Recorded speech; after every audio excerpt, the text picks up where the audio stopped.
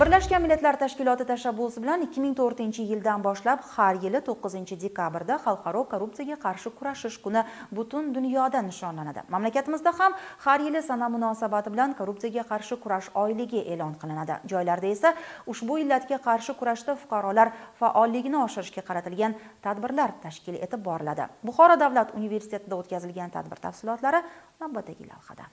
Korrupsiyaga qarshi kurashish O'zbekiston Respublikasida davlat faoliyatining asosiy yo'nalishlaridan biriga aylangan. Negaki, korrupsiya bu aksariyat jamiyatlarda ijtimoiy-iqtisodiy rivojlanishga putur yetkazuvchi jiddiy jinoyatdir.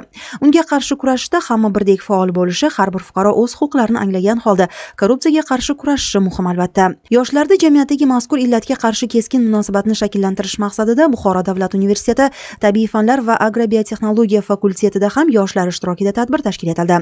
Buxoro davlat universiteti Komplans nazorat bo'limi boshlig'i, yoshlar masalalari va ma'naviy ma'rifiy ishlar bo'yicha dekan o'rinbosari, fakultet kafedra mudirlari, tyutorlar va talabalar ishtirokida o'tkazilgan tadbir davomida ishtirokchilarga korrupsiyaning jamiyat taraqqiyotiga salbiy ta'siri, uning oldini olishda yoshlarning faolligi va mas'uliyati, shuningdek ta'lim muassasalarida halollik muhitini mustahkamlash borasida amalga oshirilayotgan islohotlar haqida batafsil ma'lumotlar berildi. Muloqot davomida mamlakatimizda aholi, tadbirkorlar hamda davlat tashkiloti xodimlariga har tomonlama qulay sharoit yaratib berilayotgani, ammo ba'zi hollarda ayrim fuqarolar o'z haq-huquqlarini yaxshi bilmasliklari tufayli ta'magirlik, poraxo'rlik, korrupsiya holatlari yuzaga kelayotgani, buning uchun esa davlat va nodavlat tashkilotlar hamda tadbirkorlar o'rtasida o'zaro hamkorlikni yanada mustahkamlash zarurligi qayd etildi.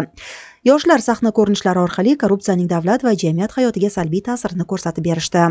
Bu tadbirlarning asosiy maqsadi talabalar orasida, ishchi xodimlar orasida korrupsiyaga qarshi kurash ma'nosi, o'sha huquqiy savodxonlikni oshirishdan iborat. Chunki hozir mana korrupsiya nima deganda, ko'pchilik yoshlarimiz mana poraxo'rlik, pul berib ishini bitirish bilan chegaralanib qolishyapti. Haqiqatan esa bu korrupsiya deganda bu o'sha universitetdagi barcha ichki tartib qoidalariga bo'ysunish, odob-axloq qoidalariga buzmaslik, odob-axloq qoidalariga bo'ysunish va o'sha imtihonlarda mana nazorat imtihonlarida, kirish imtihonlarida barcha joylarda tanish bilishchilik, nepotizm, kronizm, favoritizm kabi o'sha unsurlardan xolis bo'lish, bularga o'zini huquqiy savodxonligi bilan, o'zini erkinligi bilan, o'zini ixtiyori bilan, o'zini o'sha ishtiyoqi bilan o'qish.